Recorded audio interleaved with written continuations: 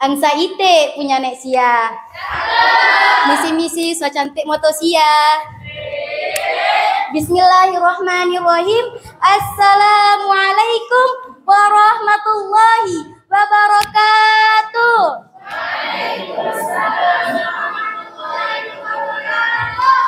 Kurang semangat, agak kita kasih pantun dulu. Buah jeruk, buah manggis. Jangan cemberut kena so manis. Buah blueberry, buah rambutan. Ada talam, isinya pepaya. Kalau usah beri senyuman, jawab salamnya semangat ya. Assalamualaikum warahmatullahi wabarakatuh.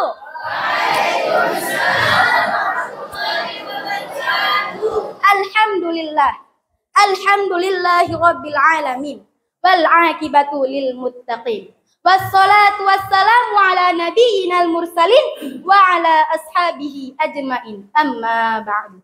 Awalan, hayya bina an nashkurullaha azza wa jalla alladhi qad a'ta'na ni'matan wa sihatan hatta nastati'a an najtami'a fi hadha makani mubarak. Tanian, salatan wa salaman ala nabiyina Nabi Muhammad sallallahu alaihi wasallam. Allati qad hamalana minaz zulumati ilan nur wa minal batili ilal haqq.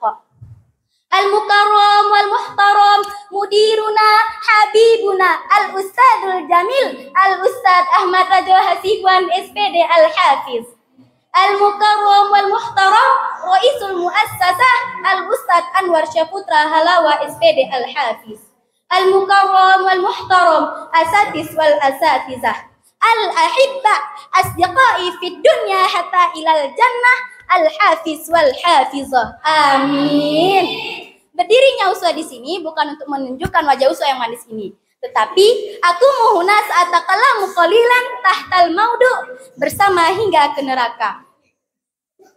Para hadirin hadirat rahimakumullah. Al-Quran sudah menggambarkan dengan sangat jelas nasib sepasang suami istri yang sangat harmonis. Tapi berujung tragis, sang suami memiliki paras rupawan, harta berlimpah, dan menjadi publik figur di kalangan orang-orang Quraisy, dan memiliki intelektualitas yang tinggi. Istri pun tak kalah mentereng, wajahnya cantik rupawan, terpandang, dan memiliki status sosial yang tinggi. Bisa dibilang, keduanya sudah memiliki semua fasilitas yang luar biasa. Namun, ternyata semua itu tidak bisa menjadikan mereka meragukan kebahagiaan di dunia. Naasnya lagi, semenjak keduanya menolak Islam, dikabarkan bahwasannya mereka adalah termasuk golongan orang yang celaka kelak di akhirat. Siapakah mereka? Pasangan ini adalah Abu Lahab dan Ummu Jamil. Abu Lahab memiliki nama asli Abdul Uzza. Adapun istrinya yang memiliki nama asli Arwa bin Harb, yang biasa dipanggil Ummu Jamil, yang berartikan ratu kecantikan. Abu Lahab dan Ummu Jamil adalah sepasang suami istri yang sangat harmonis dan serasi dipandang dari sisi sepasang suami istri. Namun sayang, keduanya seide dalam dosa, keduanya bersepakat dalam mencegah dan melawan dakwah Rasulullah.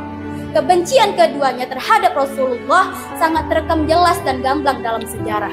Kebencian dan permusuhan keduanya terhadap sahabat Baginda bermula tatkala beliau mengumpulkan masyarakat Mekah di Bukit Safa. Dan Abu Lahab yang sebenarnya masih menjadi paman Rasulullah tega menjadikannya sebagai olokan dan hinaan. Lalu secara lantang ia berkata, "Celakalah kau hai Muhammad, apakah hanya untuk urusan remeh ini kau kumpulkan orang-orang?" Istrinya Ummu Jamil pun berkata seia dengan dirinya. Setelah surah Al-Lahab itu turun, dakwah Rasulullah pun didengungkan secara terang-terangan. Ummu Jamil merasa tak terima. Ia beranggapan bahwasanya Rasulullah menyindirnya dengan syair. Ia digambarkan sebagai wanita yang membawa kayu bakar yang di lehernya ada tali dan ijuk. Karena merasa tak terima, Ummu Jamil tak terima karena ia merasa tersindir dengan sematan itu. Surah Al-Lahab itu telah menyindir seorang wanita yang ujub, suka membanggakan diri, dan suka mengunggulkan kemuliaan leluhur dan nasab. Lalu, Ummu Jamil pun bergegas mendatangi Abu Lahab. Lalu Ummu Jamil pun bergegas mendatangi Abu Bakar yang sedang duduk bersama Rasulullah di sekitaran Ka'bah sambil membawa sebuah batu. Si wanita keji ini bertekad untuk menimpukan atau melemparkan batu ini ke mulut Rasulullah. Setelah sesampainya Ummu Jamil di hadapan keduanya, langkah Ummu Jamil pun terhenti di hadapan keduanya. Allah menutupkan pandangan Ummu Jamil terhadap Rasulullah sehingga Ummu Jamil hanya bisa melihat Abu Bakar saja. Lalu Ummu Jamil berkata, "Wahai Abu Bakar, mana temanmu itu? Kudengar dia telah menyindirku. Andai kata aku melihatnya, akan kutimpukan batu ini ke mulutnya." Tidak hanya itu, Ummu Jamil juga menyebarkan duri di jalan yang dilalui Rasulullah dan di depan rumah beliau. Ummu Jamil terus mengobarkan api peperangan. Ummu Jamil terus-menerusan menyebarkan fitnah, sehingga kematian yang menyedihkan pun mendatangi mereka. Lantas, bagaimanakah nasib sepasang suami istri ini? Para hadirin hadirat rahimakumullah. Dikabarkan bahwasanya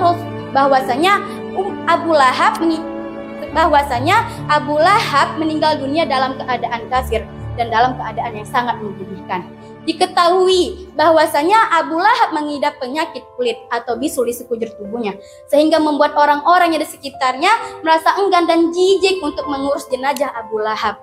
Dan parahnya lagi, diketahui bahwasanya jenazah Abu Lahab sempat terlantar selama 3 hari sebelum akhirnya pihak keluarga dari Abu Lahab pun menguburkannya secara tak lazim. Jenazah Abu Lahab dimasukkan ke dalam lubang tanah dengan cara didorong menggunakan kayu. Lalu lubang tanah itu pun dilempar menggunakan batu kerikil sehingga terpendam. Para hadirin hadirat rahimakumullah. Azab diturunkan oleh Allah Subhanahu wa taala sehingga bisa menimpa siapa saja, termasuk keluarga Rasulullah sekalipun. Allah akan memberikan balasan-balasan setiap apa yang kita lakukan tanpa melihat siapakah orang itu.